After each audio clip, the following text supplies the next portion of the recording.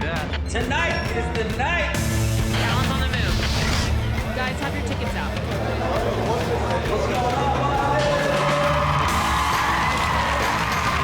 Welcome to Comedy Central, the half hour. Put your hands together for Fortune Feimster.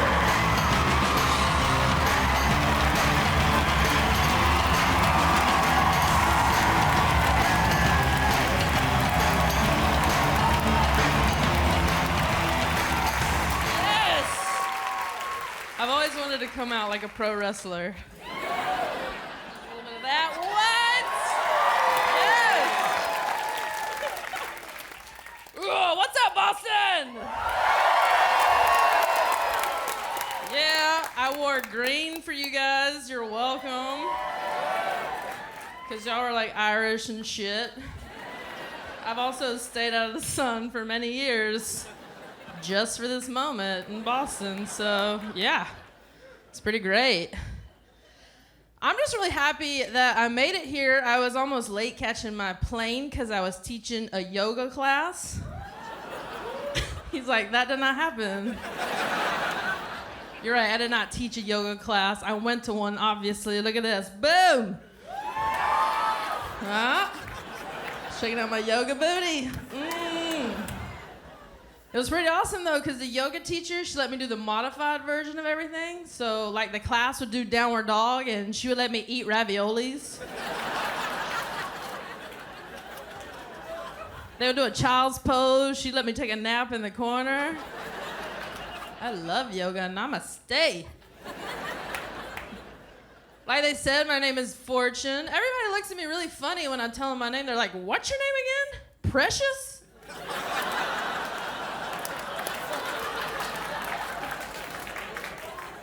No!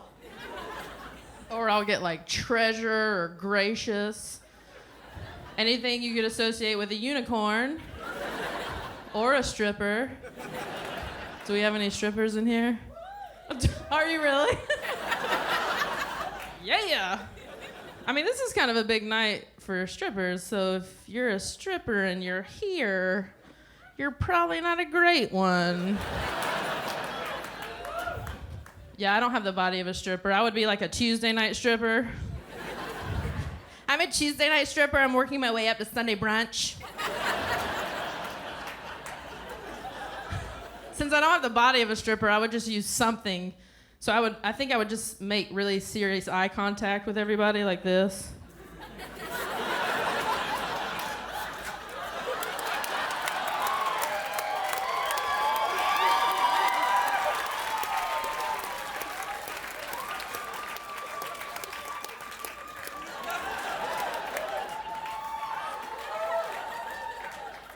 That's why I'm a Tuesday night stripper.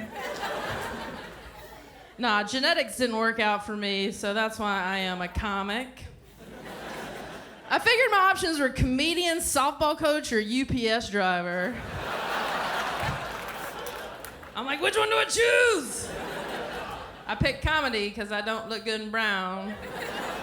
It's not my color. I did want to let you guys know my drink. It's right there in case you wanted to roofie me.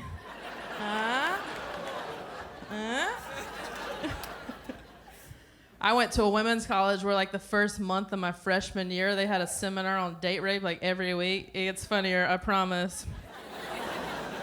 And their only advice to us is whenever we went to a party and we had a drink in our hand and some dude came anywhere near our vicinity, all they told us to do was take our hand and put it over our drink and go, no! No! Guys would run away like, what the f***? And it worked too. We never got laid.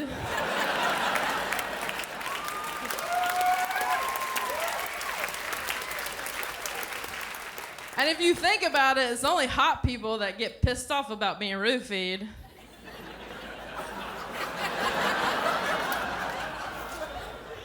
Every time I go to a bar, I'm like, my drink's in the corner, it's completely unattended.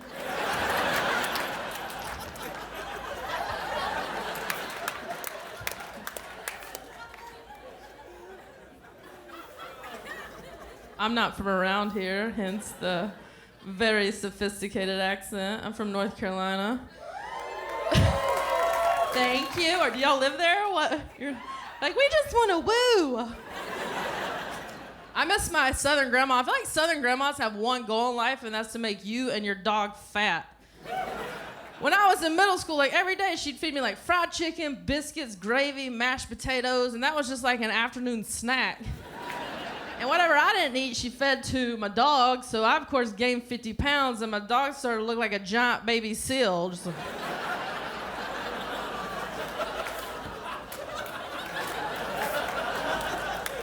I was like, oh my God, I cannot go to Kentucky Fried Chicken every day after school. I will never make it to high school, and I will definitely get diabetes. That's what we call diabetes in the South. It's diabetes. So one day, my grandmother came to pick me up from school in her Chevy Caprice Classic, because we were pretty fancy. And I get in the front seat, it's my grandma, me, the giant baby seal dog, and a crocheted Kleenex box. And my grandmother starts to drive towards Kentucky Fried Chicken. I'm like, this is it. I gotta say no. I have to say no. And right as I am about to say no, I make eye contact with my dog, and my dog looks at me and all of a sudden says, "Don't this up for me!"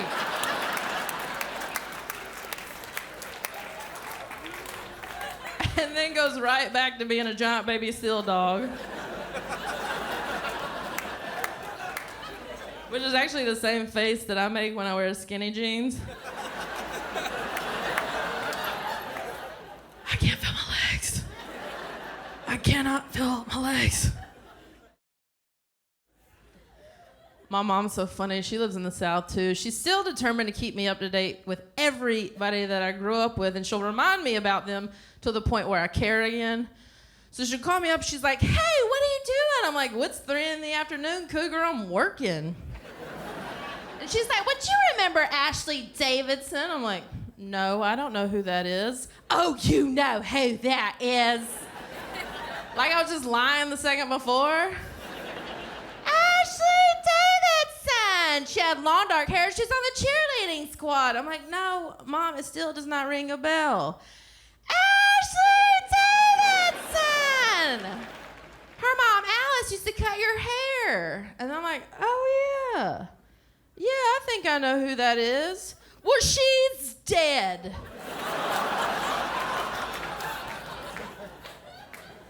I'm like, "Why would you call to tell me that?" She's like, "Because I thought you wanted to know." I'm like, "But I even know who that is." "Oh, you know who that is." We go round and round in circles. This is an actual text that she sent to me if you want any idea of how she can brighten your day. Here is an example. Real text. "Did you know Vanessa Tate? She lived on Poplar Street. I went to school with her mother, Jan. We were in junior league together back in the day.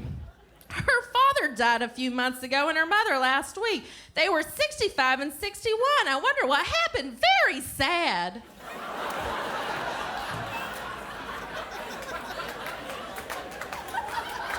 Oh, it gets better. It gets better. "There's snow in the air and it's 23 degrees. I feel sorry for the tornado survivors who are picking through the rubble of their homes in this. Have a great show. Love, Mom."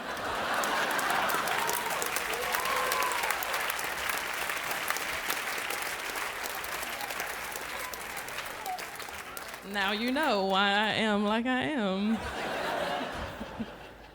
No, my mom's great. She's 67 and she's single, and she's been hanging out at the bars a lot with her friends who are also single. They like to think of themselves as cougars, but they're more like panda bears.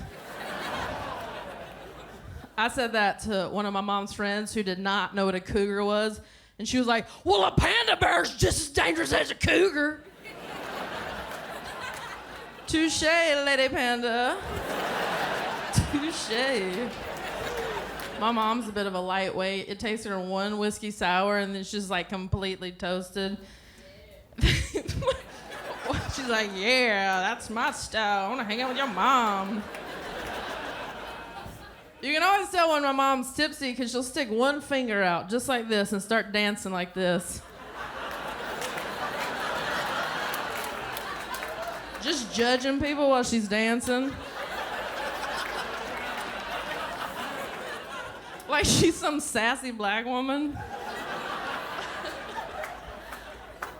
So when I went home for Christmas, I went out to a bar with my mom, because that's what you do with your mom.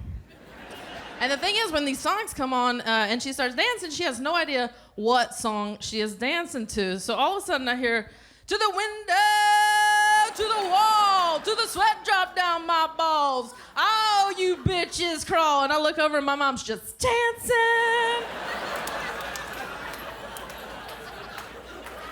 With her Christmas sweater on. Oh, we heard that song. Jump on it, let's do it, ride it, my pony. Oh, I love horses.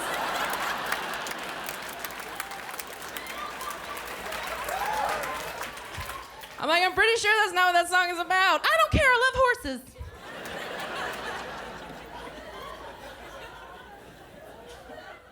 You guys like the restaurant Hooters? Do you? The gay guys are like, There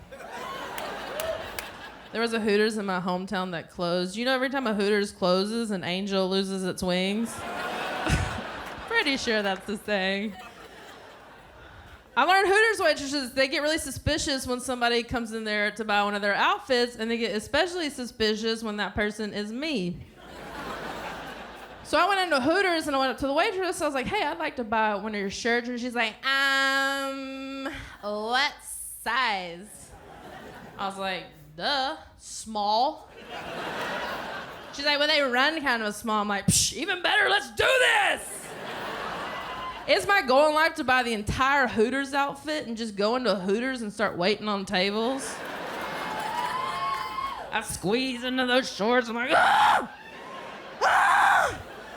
Ah, it hurts! My gut's hanging out.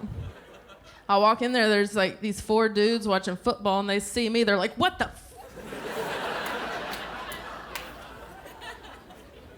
No!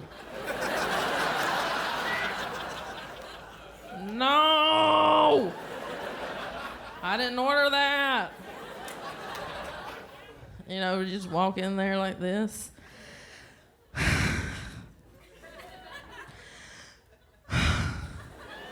I'm real tired. I had to walk all the way over here.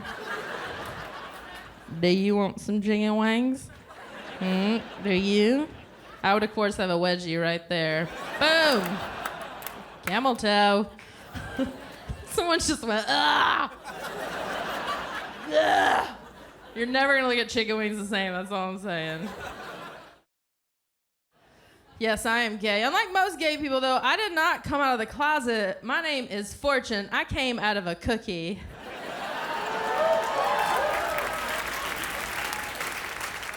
I was a late bloomer, though. I didn't come out until I was 25. And I remember when I was in college, my mom would be like, I don't understand why you get so upset when your friend Michelle goes out on dates with guys. And I was like, because she's my best friend! Ugh. You don't get it. Apparently I did not get it. I had no idea. I dressed just like this too. No clue. When I finally decided to come out, it was really scary, especially telling your dad, because like your dad, you know, he's the one who teaches you how to play softball. Which is like the gayest sport there is. In fact, some people call it a gateway sport. Yeah, softball, then lesbian. There's some straight girls in here right now that are like,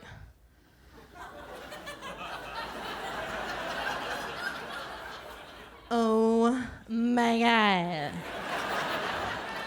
Oh my God.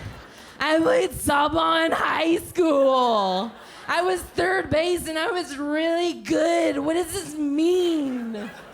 It means you're gay. We're coming for you. Grab the Subaru. Let's go.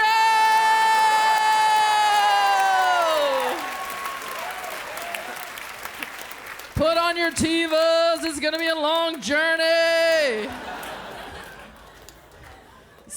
So So when I finally told my dad, I took him to this hometown festival in the South to tell him, you know, safety in numbers. And we're sitting there on this hill, and I'm like so nervous I can barely speak. And I'm like, Dad, I need to tell you something. Dad, I'm gay.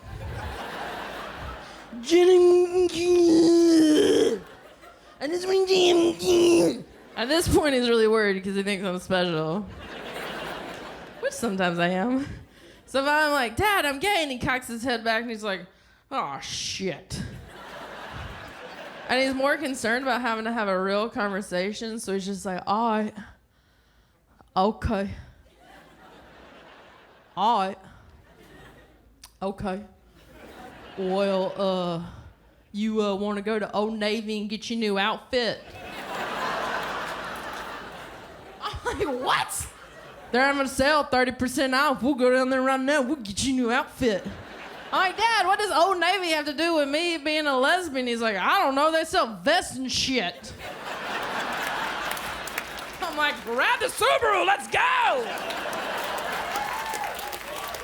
I've been wearing tiny vests and cardigans ever since. It's not me, it's the dryer. My friends took me out for my birthday. First of all, they took me to a straight bar. Clearly, my friends don't know me very well. And it's one of those places that make the birthday person do something really embarrassing. So I was the proud recipient of an alcoholic beverage known as a blowjob. Yeah, know your audience. So the dude who owns the bar, he comes out and he has this tray, and on this tray, he has this camera, because they have like this blowjob wall of fame, where all the chicks who do this shot, their pictures on the wall. And then they have a shot glass with like whipped cream all in it, because it's like a blowjob. I don't know much about that, sir. We'll figure it out. And then he has this t-shirt where he comes out, he's used to seeing these like really hot-waisted girls do this shot. He comes and he sees me, and I'm like, hey, it's my birthday! Hey, do I get some cake? I love cake. And he immediately takes his t-shirt and he throws it to the bartender. He's like, we're gonna need to make that an extra large. And I got pissed again, and this time when I got pissed, my voice got deeper. I was like, I can hear you! I call it my fat girl voice. I usually only use it when I'm ordering fried food. It's true. The next time you guys order crappy food, you're going to notice your voice gets deeper. You're like, oh, the sampler platter with onion rings and mozzarella sticks. Thanks. That's your fat girl voice. You also have a skinny girl voice when you order healthy food. Everything's lighter. Like, I'll have a salad with dressing on the side. You know, that's too many calories. I'll just have a stick of gum. You know what? That's going to go straight to my hips. I'll just drink air. I'm fine. That's your skinny girl voice. Anyway, so the dude who owns the bar, he gets his bar stool and he puts it in the middle of the bar. He sits this random guy on this stool who I've never met. He takes that huge shot glass, he puts it in the guy's crotch, and I'm supposed to take my face, my gay face, and I'm supposed to dive it head first into this guy's crotch, grab this shot glass with my mouth and pop it back like everybody's having fun. So I'm like, nah, I'm good. I'm gonna go get some cake. And all the straight girls are like, it's so easy. You just have to open your mouth really wide. You just have to get down on it. You just have to get down on it. Like this, or you have to be like, ah! Ah! Yeah, look me in the eye. We're this together. Ah! Ah! I just made eye contact with weird people.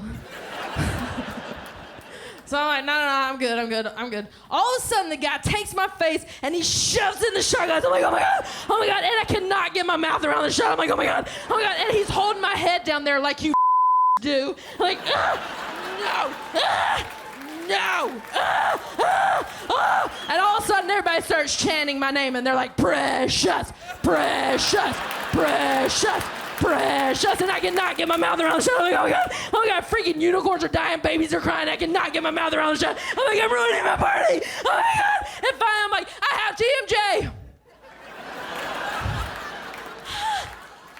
I have TMJ, it's a really serious jaw disorder.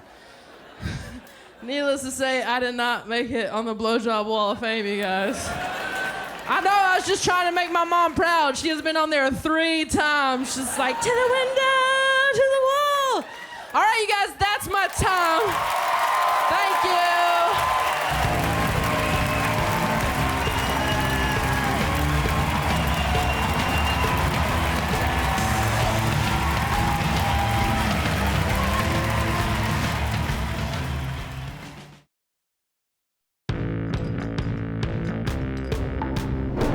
House lights go. Copy that. Tonight is the night. Talent's on the move. Guys, have your tickets out.